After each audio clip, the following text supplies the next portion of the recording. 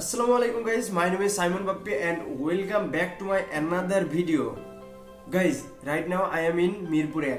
I come to Dhaka mainly to buy a drone. Already আমি ড্রোনটি কিনে ফেলেছি